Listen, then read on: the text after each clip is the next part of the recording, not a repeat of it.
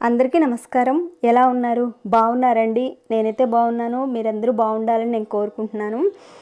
వ్రతాల్లోనే కదండి, ప్రతి శుక్రవారం మంగళవారం అమ్మవారికి పూజలు చేస్తాం కదా. మనకున్న వెసులుబాటును బట్టి మనకు కుదిరినట్లుగా చేసుకుంటాము. కొందరికి టైం లేనప్పుడు అగరబత్తితో కానిచ్చేస్తారు. ఇలా ఎవరు వెసులుబాటును బట్టి వాళ్ళు చేసుకుంటుంటారు. అయితే ఈరోజు మన ప్రతి పూజలోనూ వ్రతాల్లోనూ ఖచ్చితంగా ఉండవలసిన వస్తువు ఏంటో తెలుసుకుందామండి. మనం ఒత్తులకు ఉపయోగించే కాటన్ ఉంటుంది కదండి, ఈ కాటను దీన్ని తీసుకోవాలండి. వీటిని మనము చిన్న చిన్న రూపాయి బిళ్ళల్లాగా మనం సైజులో చేసుకోవాలన్నమాట. ఇదిగోండి, ఇంత సైజులో మనం చిన్న చిన్న రూపాయి బిళ్ళల్లాగా మనం చేసుకోవాలి. కొంతమంది ప్రతి మంగళవారాల్లోనూ ప్రతి శుక్రవారాల్లో అమ్మవారికి చాలా శ్రద్ధగా పంచోపచారాల పూజ కానీ లేదంటే షోడశోపచార పూజలు చేసుకుంటారండి. అసలు షోడశోపచార పూజ అంటే ఏంటంటే 16 ఉపచారాలని అర్థమండి. అంటే పాద్యం, అర్ఘ్యం, ఆచమనం, పంచామృత స్నానం, గంధం, ఆభరణార్థం, ఇలా మొత్తం కలుపుకొని ఒక 16 ఉపచారాలు ఉంటాయండి. అవన్నీ కొంతమంది చేస్తే మరి కొంతమందికి వీలుగాక పంచోపచారాలతోనే కానిచ్చేస్తారండి. అయితే ఈ ఉపచారాలు చేసేటప్పుడు మన దగ్గర ఉపచారాలకు తగ్గట్టుగా అన్నీ ఉండొచ్చు, ఉండకపోవచ్చు. ఎగ్జాంపుల్గా చెప్పాలంటే ప్రతిరోజు ఆభరణాలు అమ్మవారికి మనం వెయ్యలేకపోవచ్చు కదండి. అప్పుడు చేతిలో కొన్ని అక్షంతలు తీసుకొని ఏ అమ్మవారికి మనం పూజ చేస్తున్నామో ఆ అమ్మవారి పేరు చెప్పుకొని ఆభరణార్థం అక్షతాన్ సమర్పయామి అని అమ్మవారి దగ్గర వేసుకుంటాం కదండి.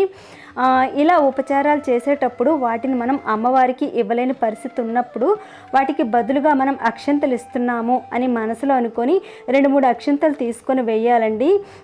అయితే ఈ ఉపచారాల్లో కూడా వస్త్రం కూడా ఉంటుందండి. ప్రతిసారి పూజ చేసుకునేటప్పుడు మనం వస్త్రం అంటే బ్లౌజ్ పీస్ కానీ శారీ కానీ ప్రతిసారి మనం పెట్టలేం కదండి. అప్పుడు అక్షంతలతో సరిపెట్టుకోవాల్సిన అవసరం కూడా లేదండి. వస్త్రంతో సమానమైన వస్త్రాన్ని మనం అమ్మవారికి పెట్టుకోవచ్చు ఖర్చు లేకుండా. ఆ వస్త్రాన్ని ఇప్పుడు నేను తయారు చేసి చూపిస్తున్నానండి. వీటిని చిన్న చిన్న బిళ్ళలుగా చేసుకోవాలండి. ఈ లోపుగా మనం పసుపులో కొద్దిగా నీళ్లు పోసి మరీ చిక్కగా కాకుండా ఇలా చేసి ఉంచుకోవాలన్నమాట. ఆ పక్కనే పొడిగా ఉన్న పసుపును కూడా ఉంచుకోవాలి. ఈ తయారు చేసుకున్న ఈ కాటన్ బిళ్ళలు ఉన్నాయి కదండి, వీటిని ఈ పసుపు వాటర్లో పెట్టి ఇలా ముంచి ఆ తర్వాత ఆ కాటన్కి అంతా పట్టిన ఆ వాటర్ అంతా కూడా ఇలా పిండేయాలండి. ఇలా చేసిన తర్వాత ఆ కాటన్కి పెట్టిన పసుపు ఉంటుంది కదండి, అదంతా కూడా పోతుంది. కాకపోతే ఈ కాటన్ కొద్దిగా తడిగా ఉంటుంది కదండి. ఆ తర్వాత ఈ పసుపులో ఈ విధంగా కొద్దిగా మనం డిప్ చేయాలి. ఆ తర్వాత ఆ పసుపు అంతా కూడా ఈ కాటన్కి పట్టేస్తుంది. ఆ తర్వాత ఇలా మనం ఎన్ని కావాలో అన్నీ మనం చేసుకొని ఒక ప్లేట్లో పెట్టి ఎండకు ఆరబెట్టుకోవాలండి. మన ఛానల్లో యజ్ఞోపవీతం ఎలా చేయాలో ప్రీవియస్ వీడియో ఉందండి. మనం చేసే వ్రతాల్లో ఖచ్చితంగా భగవంతుడికి యజ్ఞోపవీతం కూడా వేయాలండి. యజ్ఞోపవీతానికి సంబంధించిన లింక్ నేను డిస్క్రిప్షన్ బాక్స్లో ఇస్తాను, వీలైతే ఒకసారి చూడండి. ఇలా మనం ఒక నెల రోజులకి సరిపడా ఎన్ని కావాలో అన్ని మనం తయారు చేసుకుని ఉంచుకొని, అంటే మంగళవారాలు కానివ్వండి, శుక్రవారాలు, అమావాస్య అలాంటి రోజుల్లో మనం పూజ చేసేటప్పుడు ఈ వస్త్రాలు మనం ఉపయోగించుకోవచ్చండి. అయితే మన పూజల్లో దేవుడికి వస్త్రం ఇచ్చేటప్పుడు ఒక వస్త్రాన్ని కాకుండా 2 పెట్టాలండి. ఎప్పుడు కూడా ఒక వస్త్రాన్ని పెట్టకూడదండి. ఇంకా మనం ఒక వస్త్రాన్ని కట్టుకొని కూడా పూజ అనేది చేయకూడదండి, మంచిది కాదంటారు.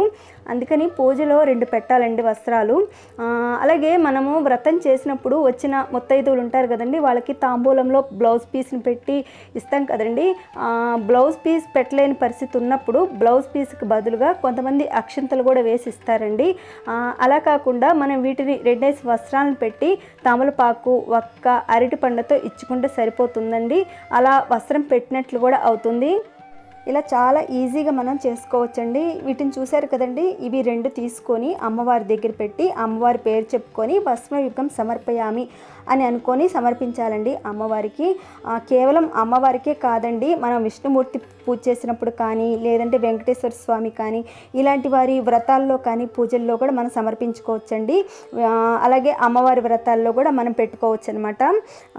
అమ్మవారి ఏ వ్రతాల్లోనైనా సరేనండి, అంటే ఇప్పుడు వచ్చే వరలక్ష్మి వ్రతం ఉంది కదండి, ఈ వరలక్ష్మి వ్రతంలో కూడా మనం ఈ వస్త్రాలను కూడా సమర్పించవచ్చు. ఇంకా శుక్రవారాల్లోనూ మంగళవారాల్లోనూ మనం చేసే పూజల్లో కూడా మనం భస్మయుగం సమర్పయామి అని చెప్పి అమ్మవారికి పెట్టుకోవచ్చు.